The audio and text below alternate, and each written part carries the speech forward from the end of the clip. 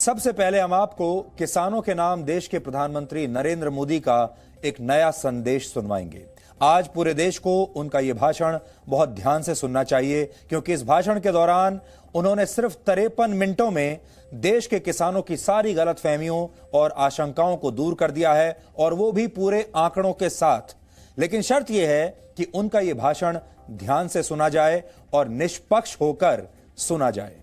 इस दौरान उन्होंने सिर झुकाकर किसानों के प्रति अपनी पूरी विनम्रता भी दिखाई है और विपक्ष के प्रति आक्रामकता भी दिखाई है।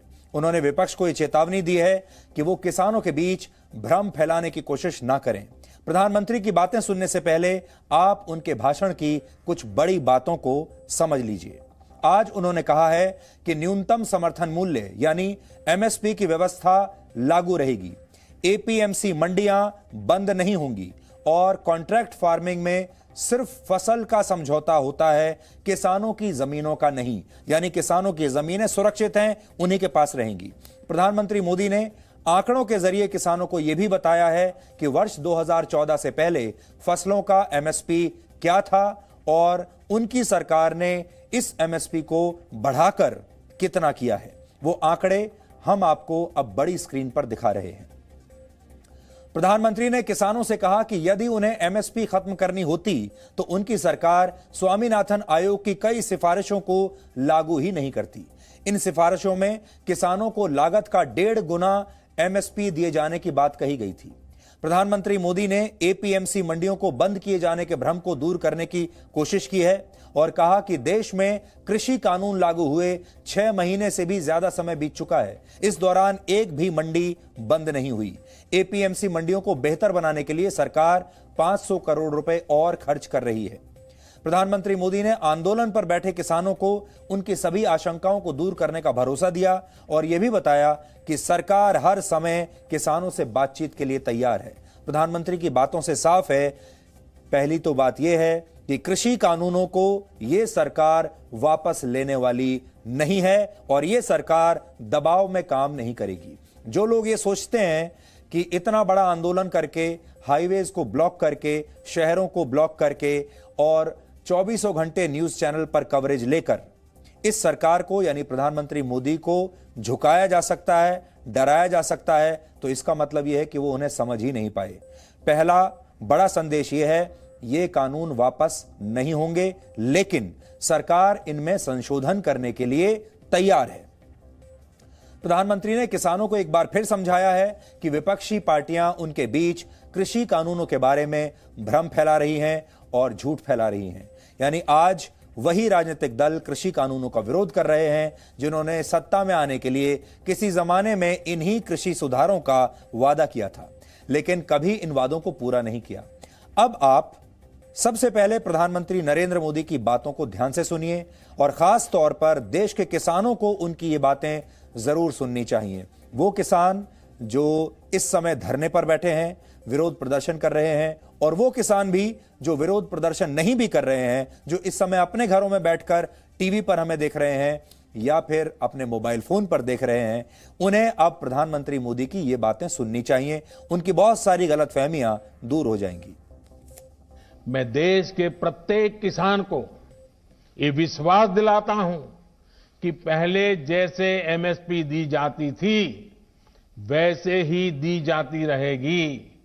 एमएसपी न बंद होगी न समाप्त होगी। साथियों, अब मैं आपको जो आंकड़े दे रहा हूं वो दूध का दूध और पानी का पानी कर देंगे। पिछली सरकार के समय गेहूं पर एमएसपी थी 1400 रुपये प्रति क्विंटल।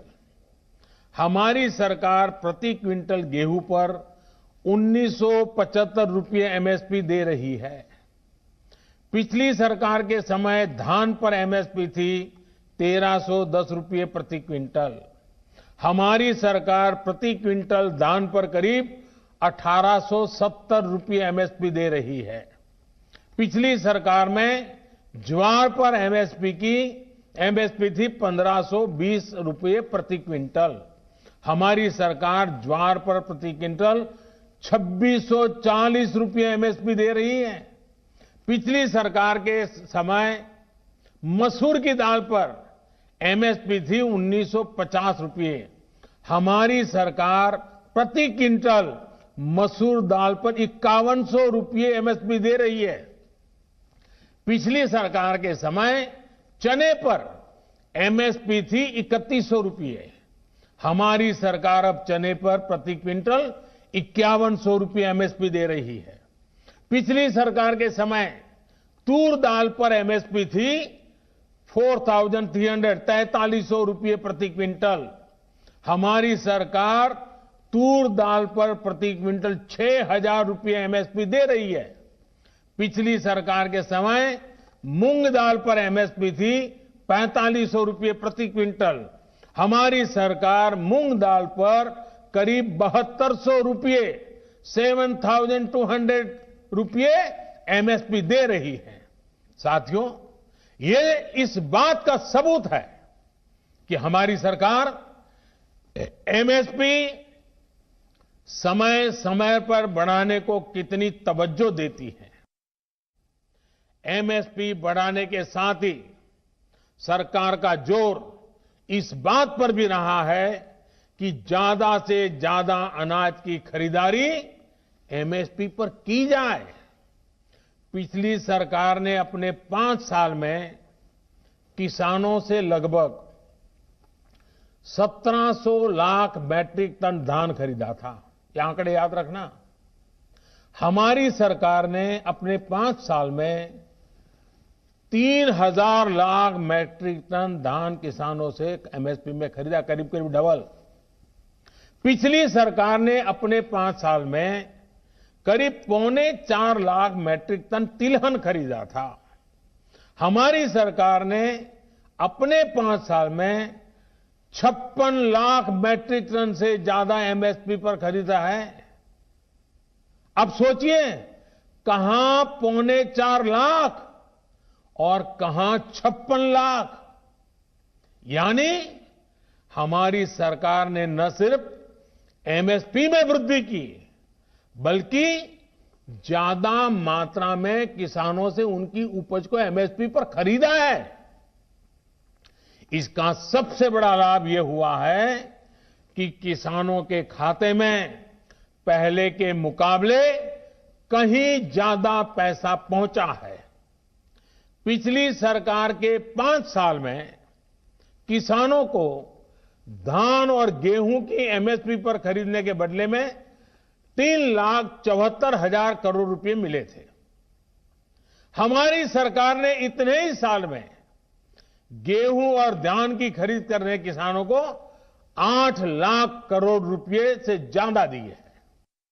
देश के किसानों को उन लोगों से जवाब मांगना चाहिए जो पहले अपने घोषणा पत्र में इन सुधार करने की बात लिखते थे, वकालत करते थे और बड़ी बड़ी बातें करके किसानों के वोट बटोरते रहे, लेकिन अपने घोषणा पत्र में लिखे गए वादों को भी पूरा नहीं किया। सिर्फ इन मांगों को टालते रहे क्योंकि किसानों की प्राथमिकता नहीं था और देश का किसान इंतजार ही करता रहा। अगर आज देश के सभी राजनीतिक दलों के पुराने घोषणा पत्र देखे जाएं, तो उनके पुराने बयान सुने जाएं, पहले जो देश की कृषि व्यवस्था संभाल रहे थे ऐसे महानुभावों की चिट्ठियां देखी जाए, तो आज जो कृषि सुधार हुए हैं वो उनसे अलग नहीं है। वो जिन चीजों का वादा करते थे वही बातें इन कृषि सुधारों में की गई हैं। मुझे लगता है उनको पीड़ा इस बात से नहीं है कि कृषि कानूनों में सुधार क्यों हुआ। उनको तकलीफ इस बात में है कि जो काम हम कहते थे लेकिन कर नहीं पाते थे, वो मोदी ने कैसे किया, मोदी ने क्यों किया। मोदी को इसका क्रेडिट कैसे मिल जाए? मैं सभी राजनीतिक दलों को हाथ जोड़ के कहना चाहता हूं, आप सारा क्रेडिट अपने पास रख लीजिए। आपके सारे पुराने घोषणा पत्रों को ही मैं क्रेडिट देता हूं, मुझे क्रेडिट नहीं चाहिए। प्रधानमंत्री मोदी लगातार किसानों से संवाद कर रहे हैं, लगातार उनकी गलतफहमियों को दूर कर रहे हैं। पूरी की पूरी सरकार ये कोशिश कर रही है। आपको याद होगा कल कृषि मंत्री ने भी चिट्ठी लिखी थी किसानों के नाम। अब 25 दिसंबर को प्रधानमंत्री मोदी एक बार फिर से देश भर के किसानों से एक बार फिर से बातचीत करेंगे। इस दौरान देश के करोड़ों किसानों के बैंक खातों में किसान सम्मान निधि की अगली किश्त भी ट्रांसफर की जाएगी। अब तक इस योजना की 7 किश्तें ट्रांसफर की जा चुकी हैं। प्रधानमंत्री जो कह रहे हैं वो अभी हमने आपको सुनाया और उन्होंने जो कहा उसका सार भी बताया। लेकिन क्या आप जानते हैं कि हमारे देश में एक वर्ग ऐसा है जो देश के प्रधानमंत्री के इस तरह के भाषणों को और इसे दिखाने वाले मीडिया को पसंद नहीं करता। हमने आपको प्रधानमंत्री के बारे में जो बातें बताई, उनके भाषण की जो रिपोर्टिंग की, इस रिपोर्टिंग को देखकर एक वर्ग ऐसा है जो हमें गोदी मीडिया का नाम देना शुरू कर देगा, क्योंकि वो इन सब बातों को पसंद नहीं करता।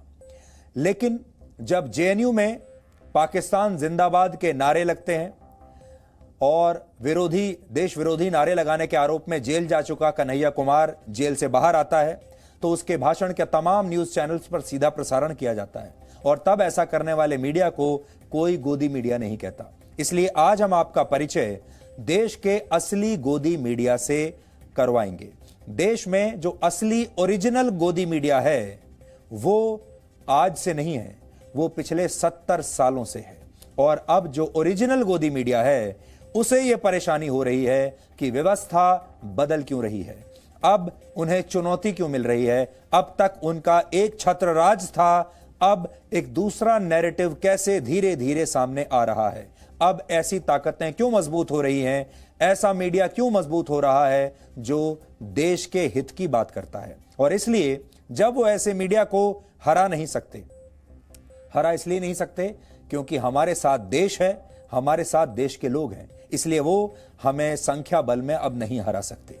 वो देश की पसंद के मामले में हमें नहीं हरा सकते, इसलिए अब वो हमें बदनाम करेंगे, हमारे बारे में दुष्प्रचार करेंगे। और ये जो गोदी मीडिया शब्द है ये उसी दुष्प्रचार का एक हिस्सा है। इसलिए आज हम आप सबको बताना चाहते हैं कि आप इस एजेंडे को समझने की कोशिश कीजिए। उदाहरण के लिए किसान आंदोलन में कुछ ऐसे तत्व मौजूद हैं जो जी न्यूज को वहां से रिपोर्टिंग करने से रोक रहे हैं, और जब भी जी न्यूज के रिपोर्टर वहां जाते हैं तो उनका विरोध शुरू हो जाता है, उनके खिलाफ नारेबाजी की जाती है और वहां पर हमें गोदी मीडिया कहकर बुलाया जाता है। जबकि सच्चाई यह है कि हमारे देश में जो ओरिजिनल गोदी मीडिया है वो 70 वर्षों से सक्रिय है और आज भी अपने आकाओं की गोदी में बैठकर देश को, समाज को बदलने से रोक रहा है। और ये कैसे हो रहा है, सबसे पहले उसकी एक तस्वीर, ताजा तस्वीर आप पहले देखिए और फिर आपको खुद समझ में आ जाएगा कि जब कोई न्यूज चैनल, जब कोई पत्रकार, मीडिया का कोई हिस्सा देश की इस व्यवस्था में बदलाव करने की कोशिश करता है, जब उनकी मनपसंद बात नहीं करता है, तो उसके साथ क्या करने की कोशिश होती है। ताजा तस्वीर देखिए।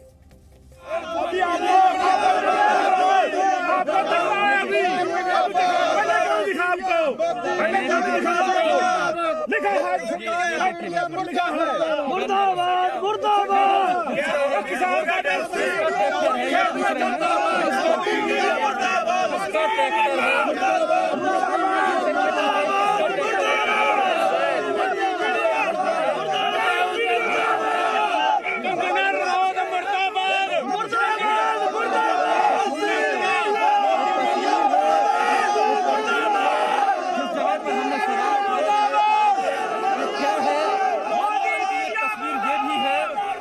उसका कोई जवाब नहीं दे रहे हैं। भाई साहब, हमारा सवाल यह है, हमारे रिपोर्टर ये पूछ रहे थे आंदोलनकारियों से कि यहां पर एक ट्रैक्टर खड़ा हुआ है, उस ट्रैक्टर पर खालिस्तान जिंदाबाद का नारा लिखा हुआ है, ये ट्रैक्टर किसका है और खालिस्तान जिंदाबाद का नारा लगाने वाला वहां पर कौन है। और जैसे ही रिपोर्टर ने यह सवाल शुरू किया, आपने देखा क्या रिएक्शन हुआ। ये तस्वीरें दिल्ली के किसान आंदोलन की हैं। इसी महीने की 1 और 4 तारीख को जब हमारे रिपोर्टर्स ने इस आंदोलन में शामिल कुछ लोगों से यह पूछा कि आंदोलन में खालिस्तान के झंडे क्यों लहरा रहे हैं, तो अचानक भीड़ में शामिल कुछ लोगों ने बदसलूकी शुरू की, धक्का मुक्की शुरू कर दी। एक और वीडियो देखिए अब। नहीं हम नहीं असली कवरेज करनी है ना, जो 80 बार जो किसानों के जाने चाहिए वो तो आप करते नहीं हो, वो तो करते नहीं हो। हर चीज उसमें किसी ने हम हर चीज ये हमारे भाई साहब खालिस्तान जिंदाबाद लिखा है, स्टिकर मेरी बात सुनो, मेरी बात सुनो, खालिस्तान दिखाई दे दिया। ये भाई हमारे ये हथियार है इनके, इनको इनसे प्यार है। हमें वो हमारा वो जे कोई होगा बिल्कुल नहीं हमसे बात पूछ रहे हैं, गलत है या सही है? हमारे भाई हो, हम आपको गले लगाते हैं, दिखाओ इसमें। बिल्कुल दिखा रहे हैं, हम आपके भाई हैं। बिल्कुल भाई साहब, तो आप हमारे बड़े भाई हैं।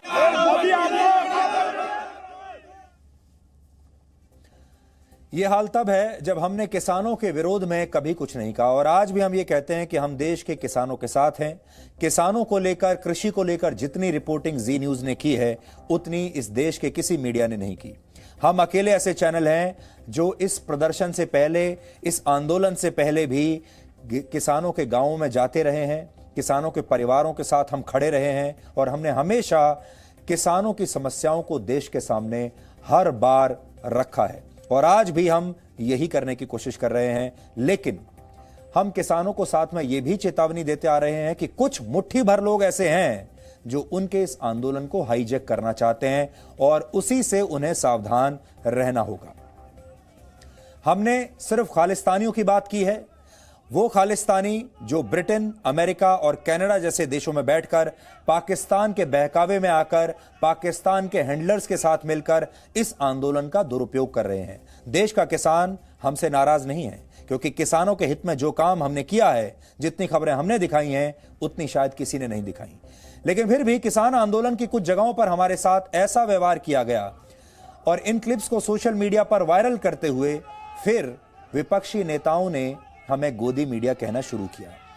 विपक्षी नेताओं के साथ, विपक्षी पार्टियों के साथ जो अलाइंड पत्रकार हैं, देखिए इस देश में एक बहुत बड़ा वर्ग ऐसा है, ऐसे पत्रकारों का, जो आज भी विपक्षी नेताओं के साथ मिले हुए हैं।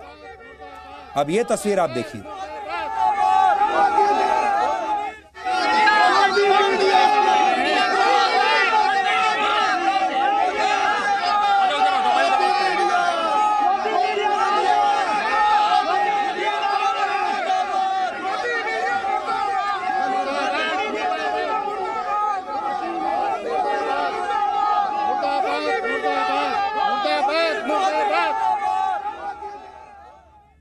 अब आप समझ सकते हैं कि ऐसे माहौल में रिपोर्टिंग करना कितना मुश्किल काम होता है। हमारे देश में मीडिया का जो वर्ग देश के पक्ष में खबर दिखाता है, राष्ट्रहित को सबसे ऊपर रखता है, उसे हमारे देश का ही एक वर्ग गोदी मीडिया कहने लगता है। इस शब्द के सहारे सबसे ज्यादा विरोध इस पूरे देश में, इस पूरे मीडिया में अगर किसी का होता है तो वो है जी न्यूज।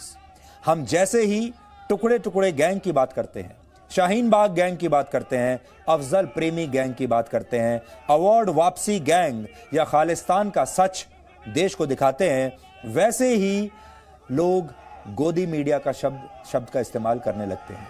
हमारा विरोध करते हैं, हमारे खिलाफ नारेबाजी करते हैं, बदनामी करने की कोशिश करते हैं। उसके बाद विपक्ष के नेता इन्हीं क्लिप्स को सोशल मीडिया पर डालते हैं, और विपक्षी नेताओं के साथ मिले हुए जो पत्रकार हैं, जो ओरिजिनल गोदी मीडिया के सदस्य हैं, उसके बाद वो भी इन क्लिप्स को आगे फॉरवर्ड करते चले जाते हैं। आज हम आपको इसी गैंग द्वारा जी न्यूज के विरोध की कुछ तस्वीरें दिखाना चाहते हैं, और आप एक सिलसिलेवार तरीके से ये तस्वीरें देखिए तो आपको एक कहानी की तरह सब समझ में आ जाएगा कि कैसे देश विरोधी गैंग हमारे हर सच से परेशान होता है और हम पर हर बार तरह तरह के आरोप लगाने लगता है। अब थोड़ा सा फ्लैशबैक में आपको लेकर चलते हैं। आप ध्यान से अब हमारी बात सुनिएगा। इसी साल 27 जनवरी को मैं खुद शाहीन बाग गया था, और वहां पर हमें हमारी टीम को धरना स्थल पर जाने से रोक दिया गया था। हमें रोकने के लिए एक मानव श्रृंखला बना दी गई। संविधान के पोस्टर्स हाथ में लेकर हमें हमारे ही देश के एक इलाके में घुसने से रोक दिया गया था। वो भी एक समय था तब प्रदर्शन चल रहा था नए नागरिकता कानून को लेकर। उस समय की तस्वीरें देखिए।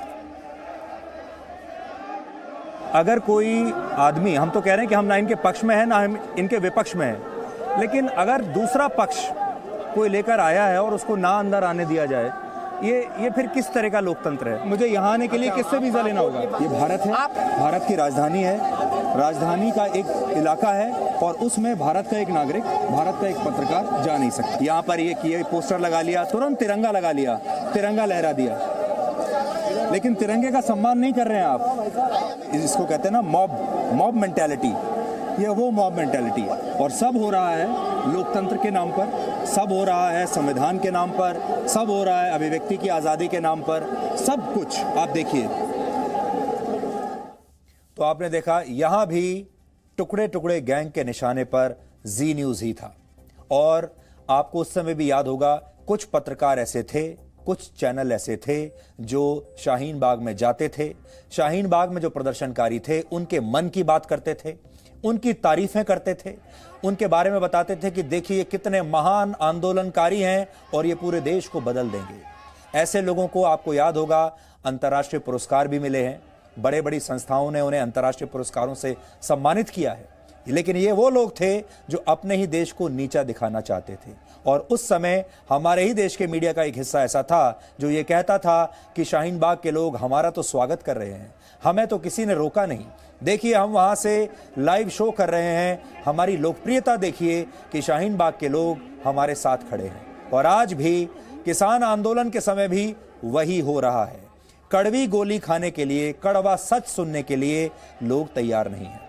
इसी तरह पिछले वर्ष 18 नवंबर को हमारी रिपोर्टर ने जेएनयू में नए नागरिकता कानून के विरोध के दौरान लोगों से कुछ ऐसे सवाल पूछने की कोशिश की जो कड़वे थे, तो उनके साथ भी बदसलूकी की गई और उन्हें भी वहां से पीछे हटने पर मजबूर किया गया। अब देखिए जेएनयू के जो छात्र थे जब वो प्रदर्शन कर रहे थे वहां भी निशाने पर कौन था? जी न्यूज।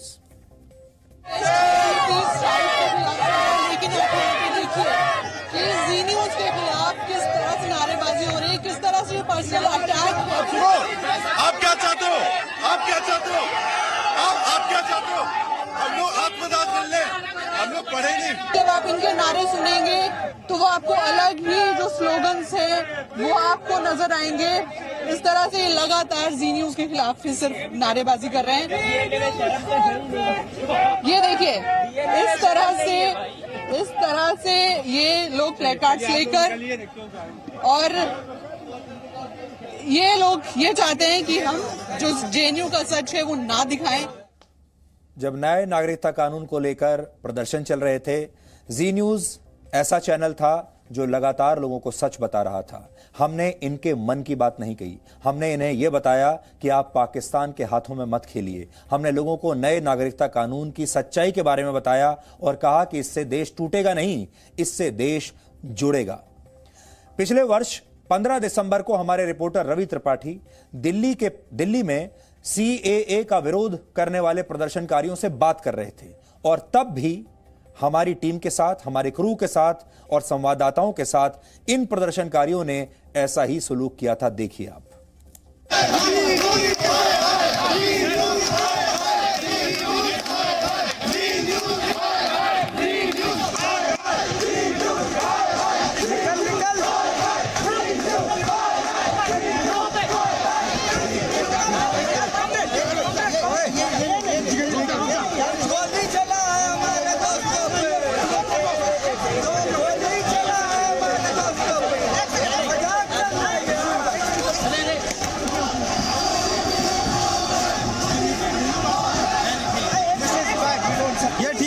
आप लोगों का Of course it is very bad.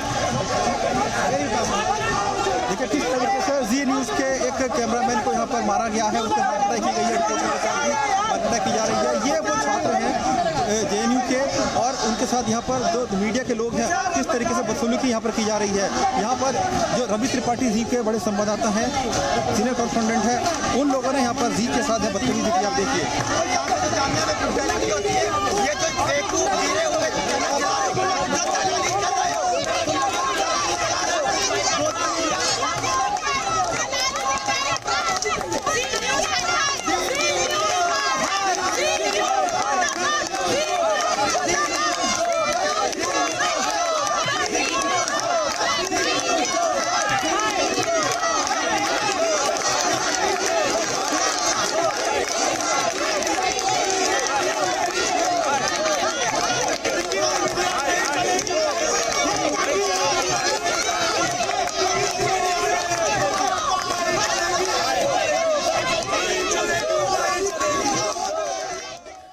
यहाँ जो आप जिन लोगों को देख रहे हैं जो जी न्यूज़ के खिलाफ नारेबाजी कर रहे थे, ये जामिया मिलिया इस्लामिया यूनिवर्सिटी के छात्र थे। इनमें से ज्यादातर जो प्रदर्शनकारी थे और ये नए नागरिकता कानून का विरोध कर रहे थे, लोगों के बीच गलतफहमी फैला रहे थे और लोगों को भड़काने का काम कर रहे थे। और इन्होंने उस समय दिल्ली के इस इलाके को पूरी तरीके से अपने कब्जे में तब ले लिया था।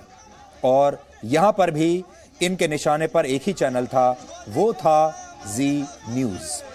अब और पीछे चलिए, 15 नवंबर 2019 को दिल्ली के जेएनयू में वहां के छात्रों ने हमारी 2 महिला रिपोर्टर्स को कवरेज करने से रोक दिया, बदतमीजी की। और तब जेएनयू में भी नए नागरिकता कानून का विरोध चल रहा था और उस समय हमारी टीम वहां पर गई, इनसे बात करना चाहती थी, लेकिन हम उनके मन की बात नहीं करना चाहते थे। हम उनसे कुछ कड़वे सवाल पूछना चाहते थे और बदले में क्या मिला वो एक बार अब आप देखिए। लगातार हमारे कैमरे पर हाथ लगाया जा रहा है, हमारे कैमरे को बंद किया जा रहा है। 1 मिनट, आप हाथ नहीं लगा सकते, हाथ नहीं लगा सकते।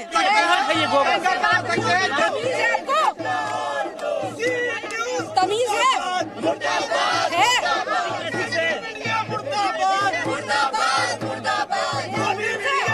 ये यहाँ स्टूडेंट्स हैं, आप इनकी भाषा सुनिए।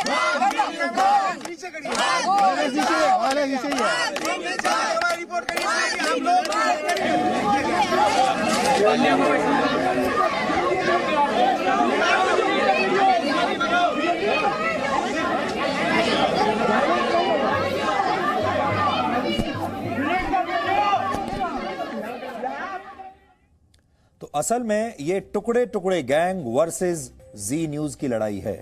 और अब जी न्यूज़ एक ऐसा चैनल बनकर खड़ा है जो देश विरोधी ताकतों से लड़ता है, उन्हें रोकता है, उन्हें सच्चाई की कड़वी गोलियां खिलाता है। और इसीलिए हर बार जब भी कोई बड़ा आंदोलन देश में होता है और जब भी उसमें देश विरोधी ताकतें सक्रिय होती हैं तो उनकी पहली लड़ाई जी न्यूज़ से होती है।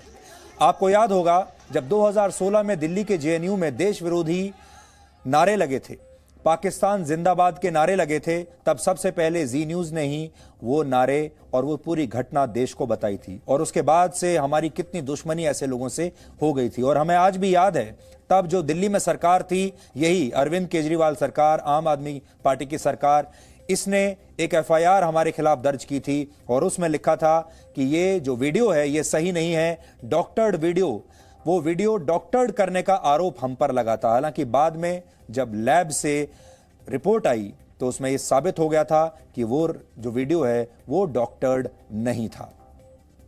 लोकतंत्र में किसी एक पक्ष की नहीं बल्कि सबके मन की बात सुनी जाती है, लेकिन इन लोगों को यह बर्दाश्त नहीं। और ये लोग वैसे तो असहनशीलता का मुद्दा उठाते हैं सब जगह, लेकिन सबसे असहनशील यही लोग हैं। ये लोग विरोध में टायर जलाते हैं, बसों में आग लगाते हैं, सड़कों को ब्लॉक कर देते हैं, भारत को बंद कर देते हैं और कई बार हिंसा भी करते हैं।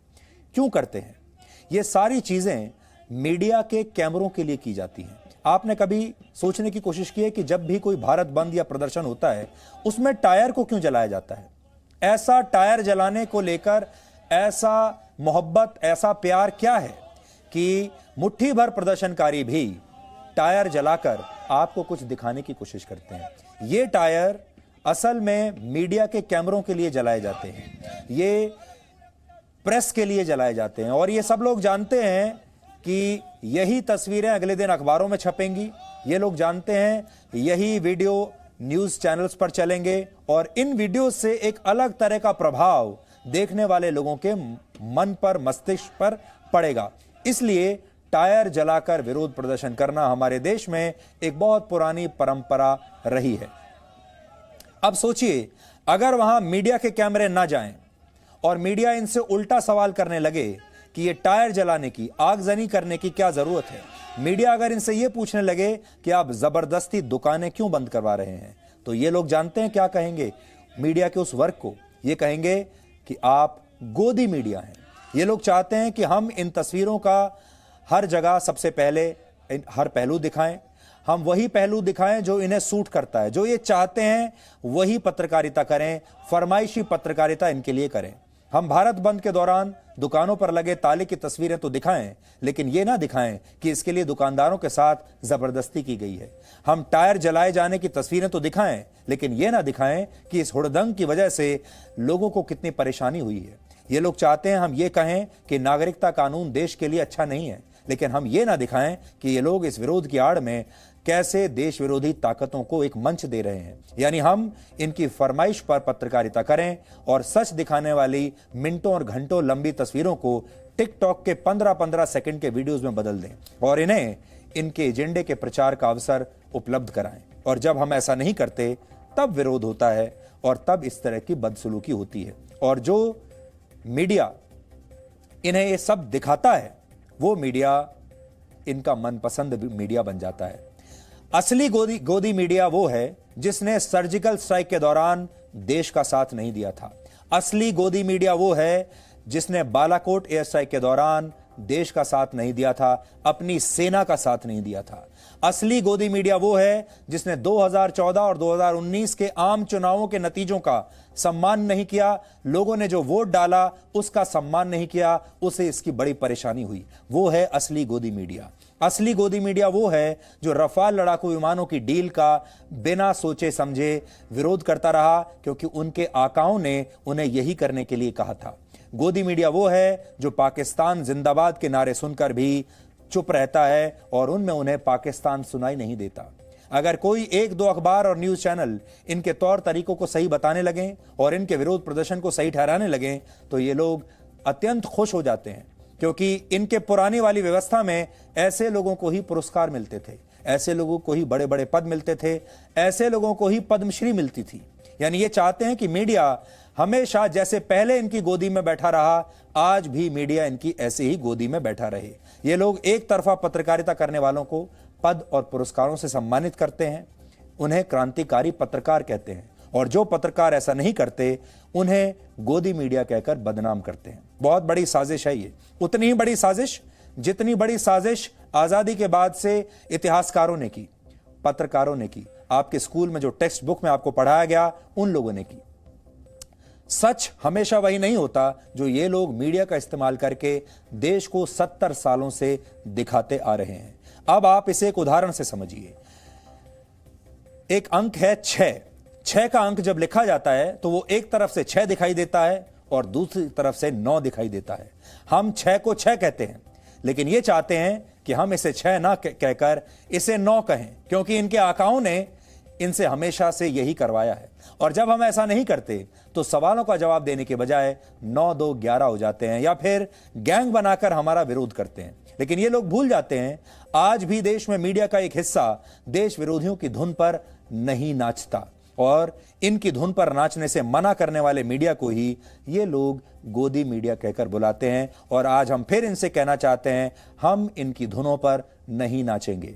जो नाचेंगे उन पर ये जितना चाहे पैसा फेंक सकते हैं। कुल मिलाकर ये गैंग चाहता है कि या तो हम सिर्फ इनकी सुने या फिर पूरी तरह से चुप रहें। सच को सच ना कहा जाए, झूठ को झूठ ना कहा जाए, और सच और झूठ के बीच का कोई रास्ता नहीं होता। सच में 0.1% की भी मिलावट होने पर वो सच नहीं रहता, जबकि झूठ में 99% सच मिला देने पर भी वो झूठ ही रहता है। अब आपको एक और मीम दिखाते हैं जो सोशल मीडिया पर अक्सर वायरल होता रहता है। यह मीम किसी स्कूल जाने वाले बच्चे की कॉपी से लिया गया है। इसमें बच्चे को ट्रू और फॉल्स यानी सही या गलत के आधार पर सवालों के जवाब देने होते हैं। लेकिन जवाब में यह बच्चा ट्रू को इस अंदाज में लिखता है कि वो पढ़ने में ट्रू भी लगता है और फॉल्स भी। और फॉल्स एजेंडा यानी दुष्प्रचार करने वाले यही चाहते हैं कि हम भी इसी बच्चे की तरह इनके फॉल्स को ट्रू में बदल दें। लेकिन सत्य मानव जाति की केंद्रीय शक्ति है। सत्य के बगैर सारा संसार सिर्फ एक भ्रम जाल बनकर रह जाता है। सत्य की परिभाषा यह है कि कोई चीज जैसी है उसे वैसा ही दिखाना सत्य है, चाहे वो कितना भी कड़वा क्यों ना हो। और पत्रकारिता का मतलब भी यही है कि सच दिखाया जाए, इसीलिए सच सबको अच्छा नहीं लगता। हिंदू संस्कृति में सत्य को मनुष्य का सबसे प्रमुख गुण माना गया है। सदियों पहले लिखे गए ऋग्वेद में सत्य का जिक्र है, जिसमें कहा गया है कि सत्य एक ही है, लेकिन ज्ञानी व्यक्ति उसे कई रूपों में देख सकता है। भारत का आदर्श वाक्य भी सत्यमेव जयते है। भारत के राष्ट्रीय प्रतीक अशोक स्तंभ के नीचे भी यही आदर्श वाक्य लिखा है और यह पूरा श्लोक इस प्रकार है, सत्यमेव जयते नानृतम सत्येन, यानी सत्य की विजय होती है, असत्य की नहीं। और आपको जानकर हैरानी होगी कि यूरोप के देश चेक रिपब्लिक का आदर्श वाक्य प्रावदा वितेजी भी यही कहता है कि सत्य की ही विजय होती है। यानी आदिकाल से दुनिया यह मानती रही है कि सत्य परेशान हो सकता है लेकिन पराजित नहीं। फिर भी हमारे देश में कुछ लोग सत्य को पराजित करने की हर बार कोशिश करते हैं और जब वो इसमें असफल हो जाते हैं तो सच दिखाने वालों पर ही आरोप लगाने लगते हैं। हिंदी के मशहूर लेखक और कवि द्वारिका प्रसाद माहेश्वरी की एक प्रसिद्ध कविता है जिसका शीर्षक है सत्य की जीत। इसकी कुछ पंक्तियां हैं, झूठ का पक्ष गरजता सदा, लिए भौतिक बल का अभिमान, सत्य का पक्ष मौन गंभीर, लिए अंतर बल का हिमवान। यानी झूठ बहुत जोर से गरजता है, उसे खुद पर बहुत अभिमान होता है, लेकिन सत्य गंभीरता के साथ मौन बना रहता है क्योंकि उसके पास हिमालय जैसा अंतर बल होता है। बहुत सारे लोग सत्य के इस बल को आज से नहीं बल्कि वर्षों से कमजोर करने की कोशिश करते रहे हैं और इस सिलसिले ने देश की आजादी के बाद से ही बहुत रफ्तार पकड़ ली थी। आज सच दिखाने वाले मीडिया को गोदी मीडिया कहा जाता है, लेकिन हकीकत यह है कि देश के ओरिजिनल गोदी मीडिया का जन्म देश की आजादी के साथ ही हो गया था। आज गोदी मीडिया का इतिहास भी आप जान लीजिए। आजादी के बाद देश में पहली सरकार बनाने वाली कांग्रेस पार्टी और तत्कालीन प्रधानमंत्री जवाहरलाल नेहरू ने अपने आप को सेक्युलर दिखाने के लिए, सेक्युलर दिखने के नाम पर उन नेताओं को भी अपने साथ ले लिया था जो आजादी से पहले पाकिस्तान के पक्षधर हुआ करते थे, जिनकी वजह से अलग पाकिस्तान बना था, जिन्होंने पाकिस्तान का बंटवारा किया था, भारत का बंटवारा करके पाकिस्तान को बनाया था। उन्हें भी अपने साथ ले लिया क्योंकि उन्हें सेक्युलर दिखने का शौक था। इससे देश को बांटने वाले लोग जो थे वो तो सेक्युलर हो गए और अखंड भारत का समर्थन करने वाले लोगों को सांप्रदायिक कहा जाने लगा। सच यह है कि मीडिया के इस हिस्से का पोषण उस समय की सरकारों की गोदी में ही हुआ।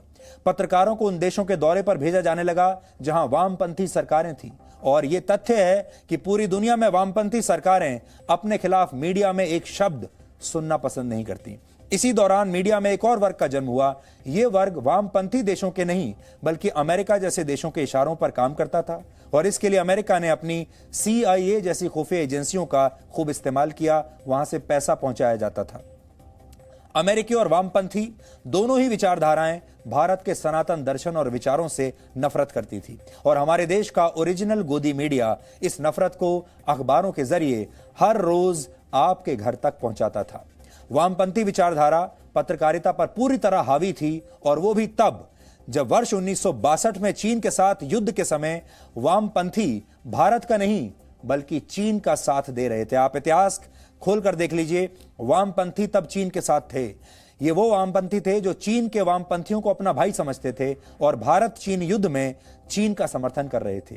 जब 1962 का युद्ध हुआ तो भारत के वामपंथियों के एक वर्ग ने यह कहते हुए चीन का समर्थन किया था कि यह युद्ध नहीं है बल्कि एक समाजवादी देश और एक पूंजीवादी देश के बीच का संघर्ष है।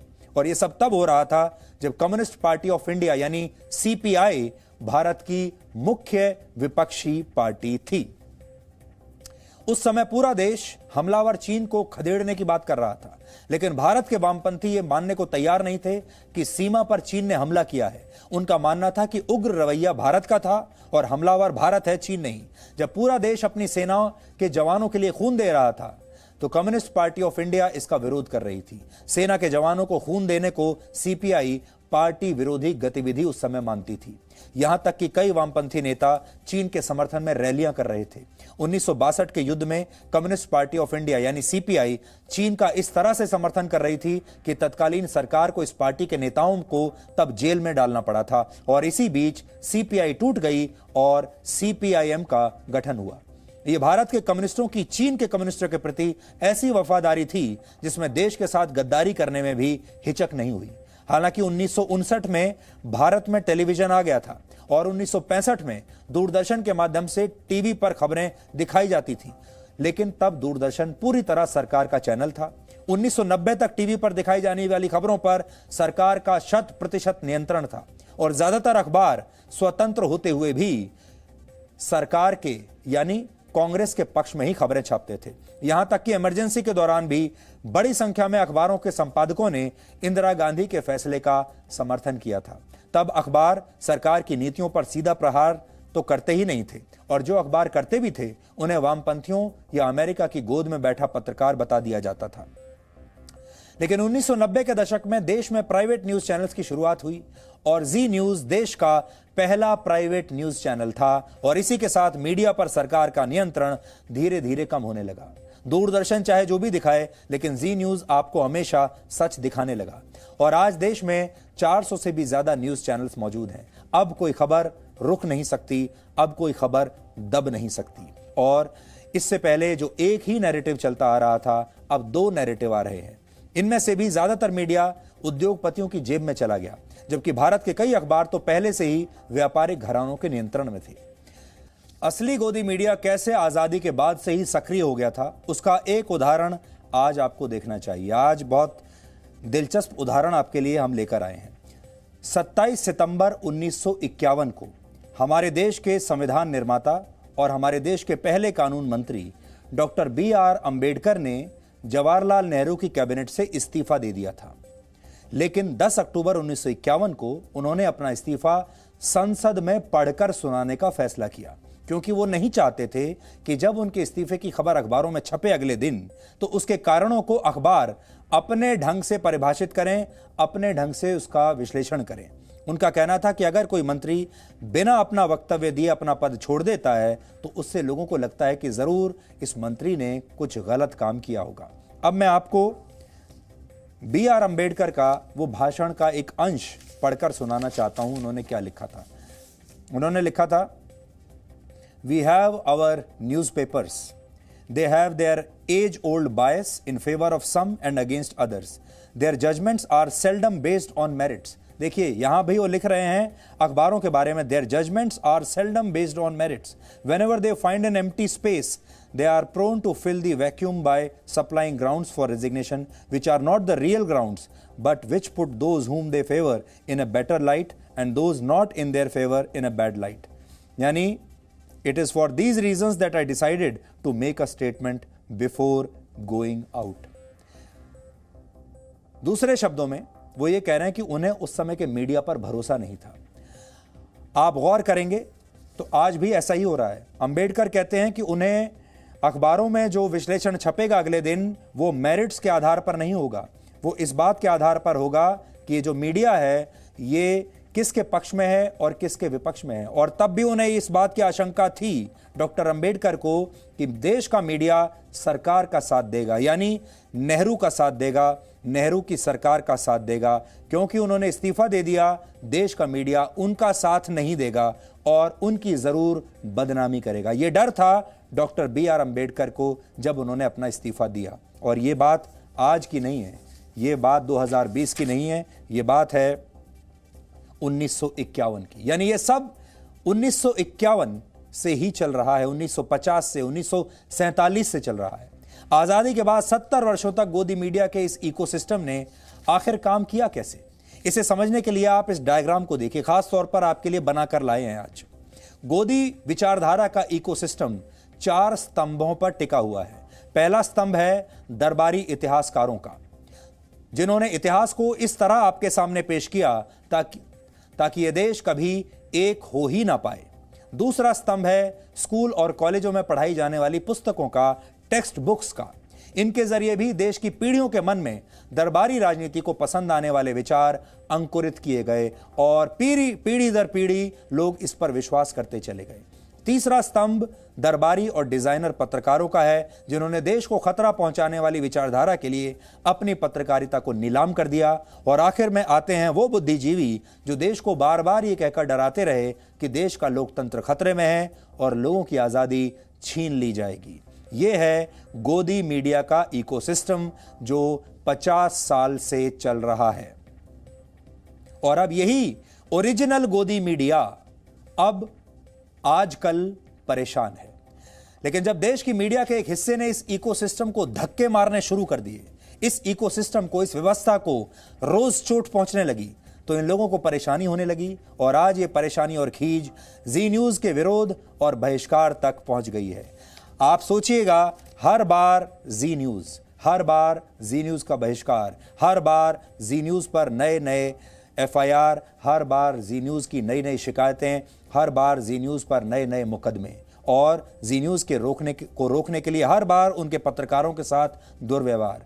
आज मैं अपनी टीम को भी धन्यवाद देना चाहता हूं। अपने पत्रकारों की बहादुरी पर हमें फक्र है, आपको भी होना चाहिए, जो इस तरह के माहौल में भी हर रोज बाहर निकलकर इन लोगों के बीच आप तक खबरें ला रहे हैं, क्योंकि वो जानते हैं कि सच उनके साथ है। ये बात आप सबको बतानी बहुत ज़रूरी थी, क्योंकि देश भर को आजकल अलग अलग तरीके की बातें बताकर बहकाया जा रहा है। इसलिए आपके लिए सच जानना बहुत ज़रूरी है। हम ये मानते हैं कि हमारी जो जिम्मेदारी है, अंतिम जिम्मेदारी हमारे दर्शकों के प्रति है, हमारे देश के लोगों के प्रति है। आप तय कीजिए कि हम सही हैं या गलत। अब हमारा अगला विश्लेषण देखकर भारत में आने वाली कोरोना वायरस की वैक्सीन के लिए आप तैयार हो जाएंगे। भारत में जब कोरोना वैक्सीन लगाई जाएगी तो यह अपने आप में एक वर्ल्ड रिकॉर्ड होगा। कोरोना वैक्सीनेशन दुनिया का अब तक का सबसे बड़ा टीकाकरण अभियान होगा, क्योंकि भारत में 135 करोड़ लोग रहते हैं। एक अनुमान के मुताबिक भारत में कोरोना की वैक्सीन लगाने के लिए पहले चरण में ही 3 लाख स्वास्थ्य कर्मचारियों की जरूरत पड़ेगी, जिसमें से 1 लाख प्रशिक्षित स्टाफ होगा और 2 लाख वॉलंटियर्स होंगे। यह आंकड़ा सुनने में बड़ा जरूर है, लेकिन वैक्सीनेशन का एक बहुत बड़ा नेटवर्क भारत में पहले से ही तैयार किया जा चुका है। भारत दुनिया का सबसे बड़ा वैक्सीन निर्माता देश है और भारत का टीकाकरण अभियान भी उतना ही बड़ा है कि कोरोना वैक्सीन लगाने के लिए भारत को उसमें थोड़ा ही और इजाफा करने की जरूरत होगी। आज की हमारी खबर कोरोना वैक्सीन लगाने की तैयारियों का एक रियलिटी चेक है, इसलिए इस पर हमारी ग्राउंड रिपोर्ट आपको आज देखनी चाहिए।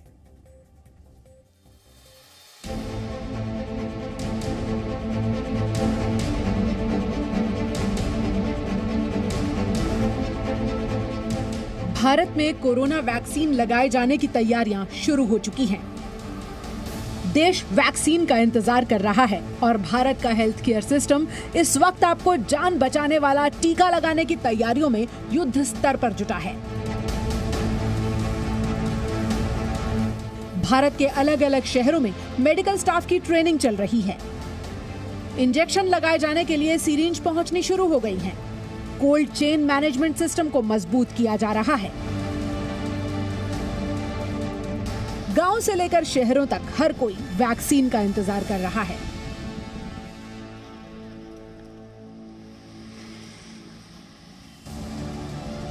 उत्तर प्रदेश का मेरठ जिला, यहाँ के सरकारी अस्पताल में फाइलें हो, कागज हो या हॉल में चल रही ट्रेनिंग, सब काम कोरोना वैक्सीन के लिए ही हो रहा है। सोसाइटी के लिए भी और हमारे इन्फेक्शन भी हो ये कॉज कर सकते हैं अगर हम नहीं यूज करते हैं। दिल्ली में कैसे युद्ध स्तर पर सिरिंज बनाए जाने का काम किया जा रहा है, ये खबर हमने आपको देश की राजधानी से दिखाई थी।